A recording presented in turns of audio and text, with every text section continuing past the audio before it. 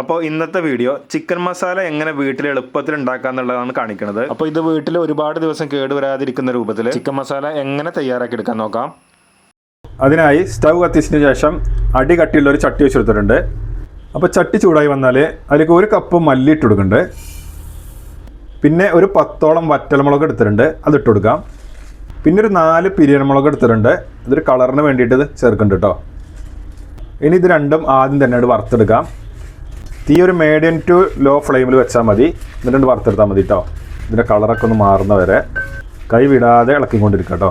അപ്പോൾ പിരിയൻമുളക് ഇല്ലയെന്നുണ്ടെങ്കിൽ നിങ്ങൾ ഇതെല്ലാം പൊടിച്ച് കഴിഞ്ഞതിന് ശേഷം ഇതിലേക്ക് 1 ടേബിൾ സ്പൂൺ കാശ്മീരി മുളക് പൊടി ചേർത്ത് കൊടുത്താലും മതി കേട്ടോ.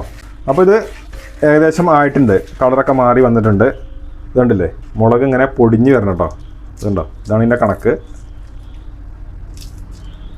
ഉണ്ടോ. അപ്പോൾ അങ്ങനെ ആകുമ്പോൾ മല്ലിയും അതേ അളവിൽ വറുത്ത് കിട്ടും കേട്ടോ. ഇനി ഇത് നമുക്കത് കോരി മാറ്റാം.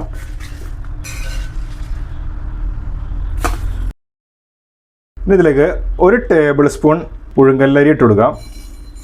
അപ്പോൾ ഈ അരി ഒന്നേ കളർ മാറുന്ന വരെ ഒന്നുകൊണ്ട് വറുത്തെടുക്കാം. അപ്പോൾ ഈ അരി ഇടുന്നത് എന്തിനാണെന്ന് വെച്ചാൽ നമ്മളെ ചിക്കൻ കറിക്ക് ചെറിയൊരു കൊഴുപ്പ് കിട്ടാനൊക്കെ വേണ്ടിയിട്ടാണ് കേട്ടോ. അപ്പോൾ ഇതൊന്ന് കളർ മാറി വന്നിട്ടുണ്ട്. അതിലേക്ക് 1 ടേബിൾ സ്പൂൺ കടലപ്പരിപ്പ് ഇട്ട് കൊടുക്കാം. ഇനി ഇത് രണ്ടും കൂടെ കൂടിയിട്ട് ഒന്നുകൊണ്ട് വറുത്തെടുക്കാം കേട്ടോ. അപ്പോൾ ഇത് ഏകദേശം ആയിട്ടുണ്ട്. ഇനി ഇതും നമുക്കൊന്ന് കോരി മാറ്റാം. ഇനി തീ ഒരു ലോ ഫ്ലെയിമിൽ വെച്ച് കൊടുക്കുക. അതിലേക്ക് ഒരു പട്ടട കഷ്ണം ഇട്ട് കൊടുക്കുന്നുണ്ട്, പൊട്ടിച്ചിട്ടെടുത്താണ്. ഏകദേശം 1/2 ടീസ്പൂൺ ഉണ്ടാവും. പിന്നെ ഒരു 20ഓളം ഗ്രാമ്പൂ ഇതിലേക്ക് ഇട്ട് കൊടുക്കാം. ഒരു 6 ഏലക്കായ ഇട്ട് കൊടുക്കുന്നുണ്ട്. പിന്നെ ഒരു തക്കോലം, ബിരിയാണിയിലൊക്കെ ഇടുന്ന തക്കോലം ഉണ്ടല്ലോ, പൂവെന്നൊക്കെ പറയും, അത് ഇട്ട് കൊടുക്കാം.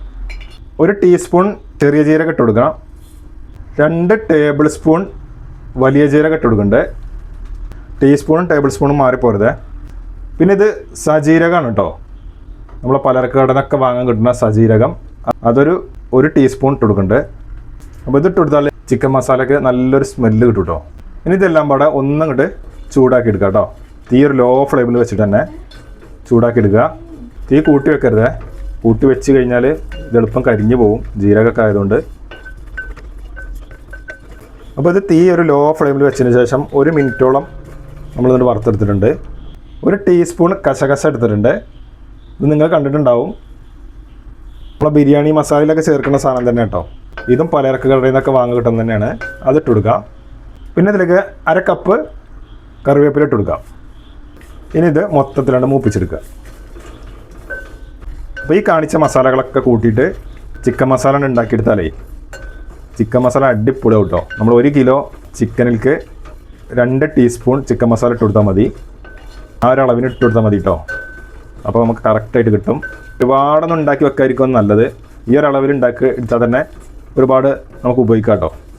ചിക്കൻ കറിക്കും അതേപോലെ ചിക്കൻ ഗ്രേവിക്ക്, ചിക്കൻ കൊണ്ടുള്ള എല്ലാ ഐറ്റംസിനും നമുക്കിത് ചേർക്കാം കേട്ടോ. അപ്പോൾ വീഡിയോ കാണുന്നവരൊന്ന് ലൈക്ക് അടിച്ച് വീഡിയോ കാണുക. അതേപോലെ ഫോളോ ചെയ്യാത്തവരൊന്ന് ഫോളോ ചെയ്യുക. യൂട്യൂബിലാണെങ്കിൽ ഒന്ന് സബ്സ്ക്രൈബ് ചെയ്യുക കേട്ടോ. അപ്പോൾ ഇത് ഏകദേശം ആയിട്ടുണ്ട്. ഇതുണ്ടല്ലേ, കറിവേപ്പിലൊക്കെ പൊടിഞ്ഞ് വരുന്നുണ്ട് കേട്ടോ. കണ്ടോ, ഇത്ര മതി. ഇനി ഇത് കോരി മാറ്റാം കേട്ടോ. അപ്പോൾ ഇത് മൊത്തം നമ്മൾ വറുത്തെടുത്തിട്ടുണ്ട്.